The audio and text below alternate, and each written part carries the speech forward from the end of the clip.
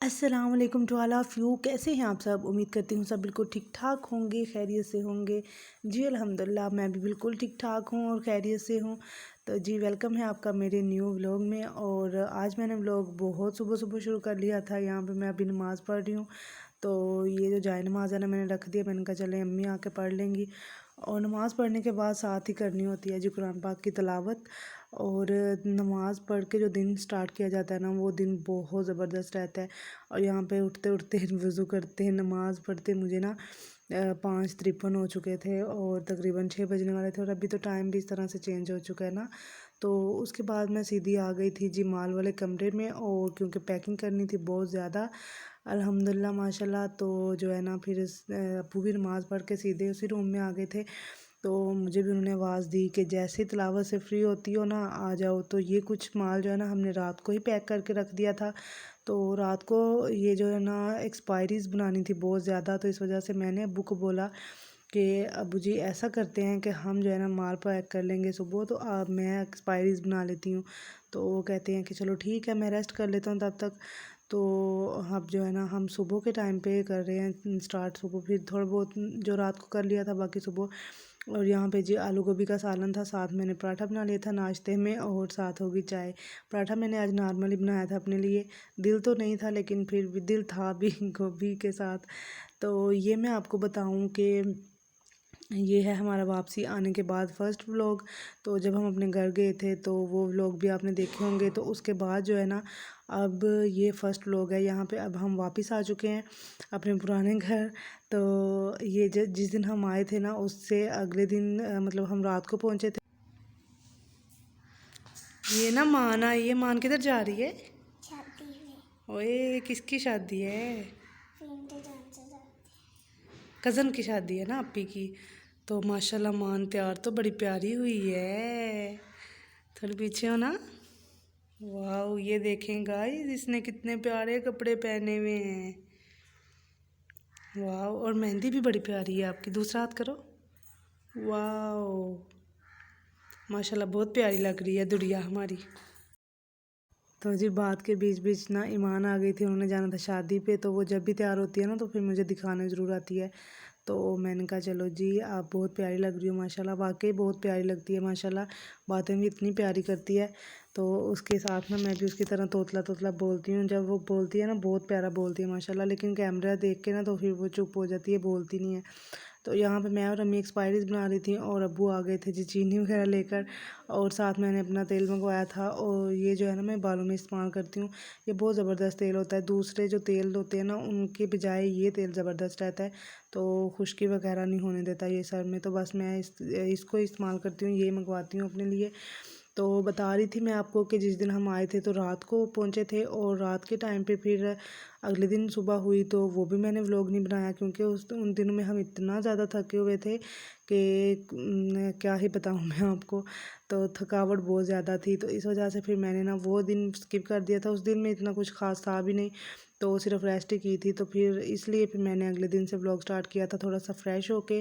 तो ये देखिए जी यहाँ पे मैं चाय बना रही हूँ। और आप लोग अक्सर इतराज़ करते हैं कि आपकी चाय बहुत वाइट होती है, इसमें आप पत्ती नहीं डालते। तो जी पत्ती हम डालते हैं, लेकिन जब मैं कैमरा ऑन करती हूँ ना तो इसका फ्लैश ऑन होता है कैमरे का भी, वरना वीडियो अच्छी नहीं बनती। तो उसकी लाइट की वजह से ना ये पत्ती थोड़ी सी कम लगती है। तो हैवी जो है ना हम कमर यूज़ करते हैं उसका इतना ज़्यादा कलर नहीं होता जितना टपाल या दानेदार इस तरह की जो चाय होती हैं ना पत्तियाँ, तो उनका होता है। उतना नहीं हमारा होता ना इसका कमर का।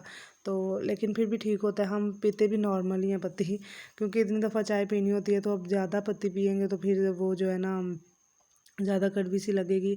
और जी फिर उसके बाद मैं ना थोड़ा सा कर रही थी काम शाम के खाने के लिए, क्योंकि दोपहर के टाइम पे हमने चावल बनाने का प्रोग्राम बनाया था। तो वही बात हुई कि प्रोग्राम तो तो जी उसके बाद जो है ना फिर शाम के टाइम पे हमें टाइम लगा था। तो जो है ना फिर मैंने चावल की तैयारी कर ली थी। और यहाँ पे अम्मी ने मशीन लगाई हुई थी। ज़ाहिर है कपड़े जो वहाँ पे थे वो हमने धोने थे, वहाँ तो धोए नहीं थे, तो यहाँ आके धोने थे। और अब्बू भी अपना जो है ना काम लगे हुए हैं, अपना रिक्शा धो रहे हैं वो। तो बस सारे अपने अपने काम पे लगे हुए थे। मैं किचन में काम लगी हुई थी, अम्मी कपड़े धो रही थी। और यहाँ पे अभी मैंने कहा चलो बाहर देखते हैं। तो बाहर जब मैंने देखा ना तो बाहर काफ़ी ज़्यादा रश था। रश बच्चों का ही था, बड़ों का तो था नहीं। तो मैंने कहा चलो जी बड़ी अच्छी बात हो गई है। तो इन्होंने ना मतलब ऐसे रश बनाया हुआ था, रश होना तो नहीं था लेकिन इन्होंने बनाया हुआ था, वैसे ही फ़न में लगे हुए थे ना। ये हमारे इधर रहते हैं तो चकवालिये इनको बोलते हैं। इनके बच्चे बहुत तेज़ होते हैं, जिस चीज़ को देखते हैं उसी की कॉपी करते हैं। और यहाँ पे जब मैंने कैमरा ऑन किया ना, जब ऐसे ही मैंने पकड़ा हुआ था मोबाइल तो देख के भाग गए अंदर।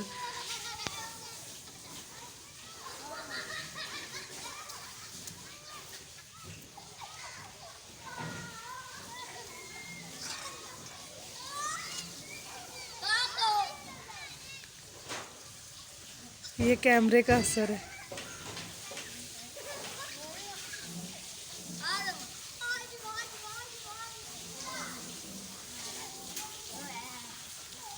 क्या कर रहे थे?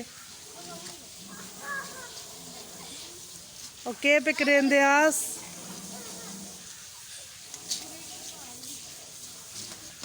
के पे करेंदे बदतमीज हो।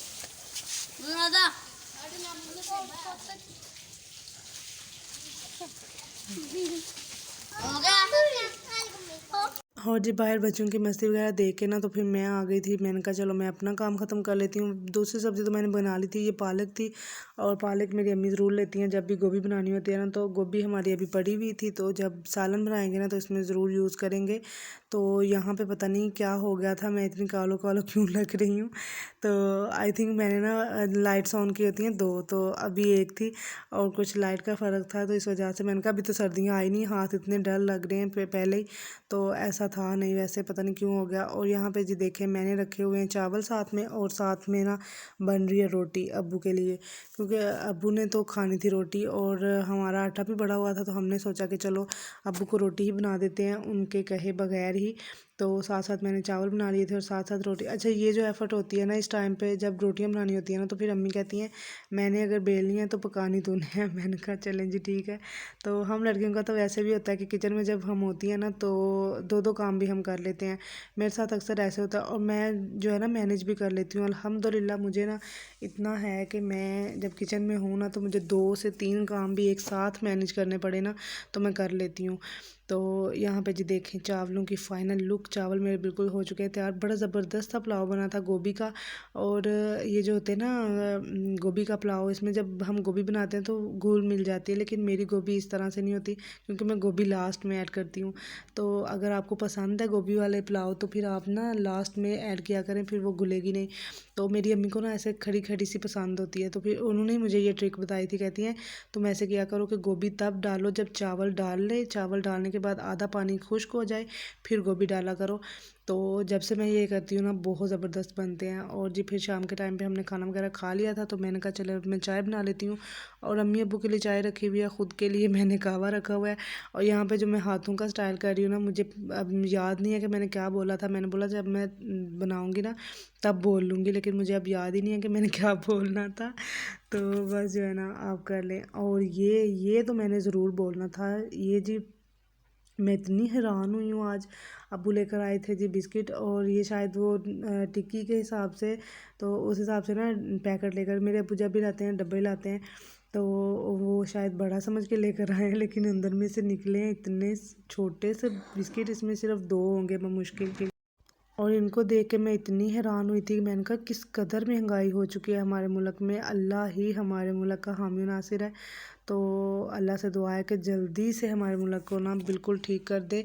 देख के बहुत दुख होता है, हर चीज़ में ऐसे कमी, हर चीज़ में पता नहीं क्या ही अब मैं कहूँ कि आप सब भी जानते हैं हालात कैसे चल रहे हैं। लेकिन जो है ना अभी बर्दाश्त से बाहर होते जा रहे हैं। तो बस अल्लाह पाक से दुआ किया करें, जब भी नमाज़ पढ़ें तो अपने मुल्क के लिए भी ज़रूर दुआ किया करें कि अल्लाह की ज़ात हमारे मुल्क को भी जो है ना कामयाबी अता करे। तो मैंने कहा चलो जितने भी निकले खा लेते हैं। तो यहीं पे करते हैं हम लोग का एंड भी। अल्लाह हाफिज़।